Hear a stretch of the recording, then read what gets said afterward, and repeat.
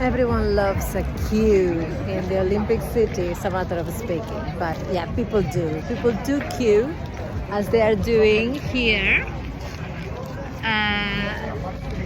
to enter the pavilion of Coca-Cola, the oldest Olympic sponsor, top sponsor, which is the global partner of the Olympic movement, of the Olympic Games, the partners that contribute the most financially, together with sponsors like Visa, Samsung, and so many others. So we have the Olympic Boulevard in Milan, the Olympic City, obviously Cortina, and in the mountains there are other spaces, but Milan has been the hub for this, for the off-site, non-sporting activities, the street. The Olympic Boulevard finishes over there in the Arco della Pace, where you have the amazing cauldron that every night during the Olympic and Paralympic Games does a little show on the hour between 5 and 11 at night. And here we have the Olympic Village, or the Olympic fan zone, where spectators can have entertainment with little spaces from makeup to hands-on activities with Visa and other sponsors. Castello Sforzesco is over there, and other sponsors, including Alibaba, have done a little film about that. Get people to engage with new technologies, with artificial intelligence, etc., etc.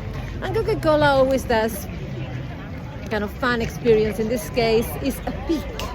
They call it the Coca-Cola peak. Now, for me, as the Cultural Olympiad expert, I have been doing this for 27 years. What always amazes me is why in the official map and the official designation for zones within the Olympic Boulevard, so little space is done for the amazing cultural and artistic activations that the Olympic City has to offer. So within the Olympic Boulevard we have five spaces, including Casa Italia, that has an amazing exhibition inspired by the notion of the muses.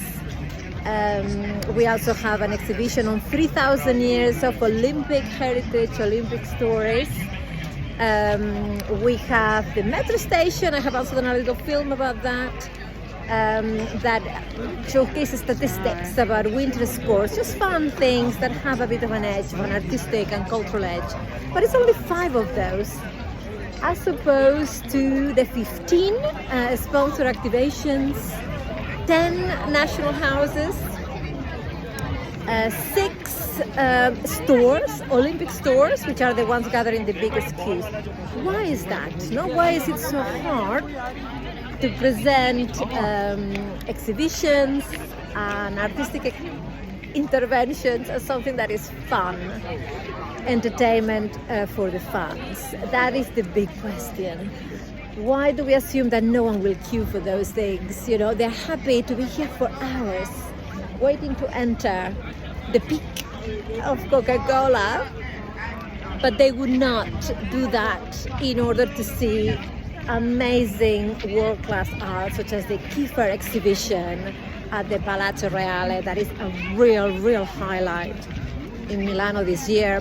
Olympic design exhibitions, just wonderful artifacts, objects created by Italian designers for the last 100 years that have defined sport. The amazing collection of photographs as well from Cortina d'Ampezzo in 1956, another wonderful thing that is not part of the story of Olympic Boulevard. Why is that? It's a really interesting question. It's something I have debated forever.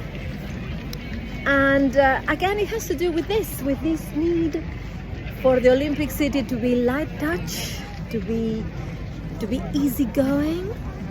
And maybe it has to do with imagination. We need even more imagination in the museums, in the art, in the theatre sector, to connect with these communities, these fans that are so keen to be part of the Olympic experience. They really want to get a piece of the action.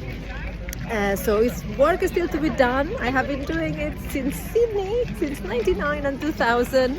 I will not give up. Milano is impressive what they're putting out there, and I hope that many of these Olympic and Paralympic fans will get lost a bit in the city and will discover things beyond the official Olympic Boulevard, because there is quite a lot to see. Sponsor activations, great, why not?